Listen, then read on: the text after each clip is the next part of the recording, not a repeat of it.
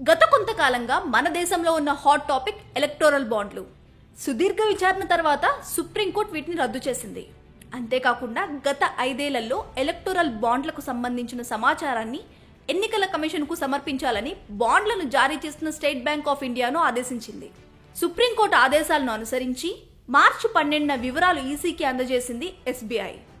దాంతో ఎన్నికల కమిషన్ ఆ వివరాలు అధికారిక వెబ్సైట్లో పొందుపరిచింది. అయితే ఏ కంపెనీ ఏ రాజకీయ పార్టీకి నిధులిచ్చిందనే వివరాలు కనుక్కునే అవకాశం లేని విధంగా ఈ సమాచారాన్ని విడుదల చేసింది స్టేట్ బ్యాంక్ ఆఫ్ ఇండియా. దాంతో ఎస్బీఐకి మరోసారి నోటీసులు జారీ చేసింది సుప్రీంకోర్టు. బాండ్లకు సంబంధించిన డోనర్లు, డబ్బులను రీడీమ్ చేసుకున్న రాజకీయ పార్టీల వివరాలు వెల్లడించినప్పటికీ బాండ్ నెంబర్లను ఎందుకు చెప్పలేదని ప్రశ్నించింది. డోనర్లు, రాజకీయ పార్టీల మధ్య లింక్ గా వ్యవహరించే ఎలక్టోరల్ బాండ్ల నెంబర్ల వివరాలను పబ్లిష్ చేయాలని తేల్చి చెప్పింది. అయితే ఈ మొత్తం వ్యవహారంలో అదానీ, రిలయన్స్ వంటి బడా కంపెనీలే ఎక్కువ విరాళాలు ఇచ్చాయని తేలిపోతుందని అందరూ ఊహించారు. కానీ ఎవరికీ తెలియని future gaming and hotel service వార్తల్లో నిలిచింది. 2024 జనవరి వరకు ఈ సంస్థ అత్యధికంగా 1368 కోట్ల విలువైన ఎలక్టోరల్ బాండ్లు కొనుగోలు చేసినట్లు తేలింది. ఈ సంస్థ యజమాని లాటరీ కింగ్ శాంటియాగో మార్టిన్. మయన్మార్లో కూలీగా పనిచేసిన మార్టిన్ 1988లో భారత్కు తిరిగి వచ్చి తమిళనాడులో లాటరీ వ్యాపారం మొదలుపెట్టాడు. దానిని కర్ణాటక, కేరళకు విస్తరించి ఈశాన్య భారత్కు మకాం మార్చాడు. అక్కడ ప్రభుత్వ లాటరీ స్కీములతో వ్యాపారం ప్రారంభించారు.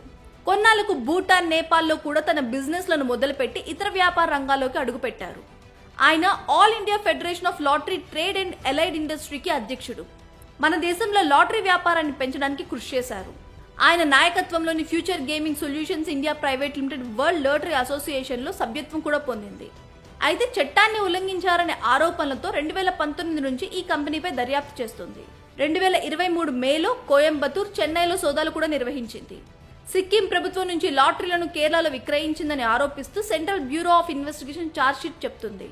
2009 ఏప్రిల్ నుంచి 2010 ఆగస్టు వరకు ప్రైజ్ విన్నింగ్ టికెట్ల క్లెయిమ్ ను పెంచడం వల్ల మార్టిన్, ఆయన కంపెనీలు సిక్కింకు 910 కోట్ల నష్టాన్ని కలిగించాయని కూడా ఈడీ ఆరోపించింది. 2011లో కోయంబత్తూర్లో మార్టిన్ పై భూ ఆక్రమణలు, మోసాల విషయంలో క్రిమినల్ కేసులు కూడా నమోదయ్యాయి. అయితే ఎలక్టోరల్ బాండ్ల విషయంలో మార్టిన్ పేరు రావడంతో future gaming solutions India private limited అనేది ఓ డొల్ల కంపెనీ అనే అనుమానాలు కూడా వ్యక్తమవుతున్నాయి.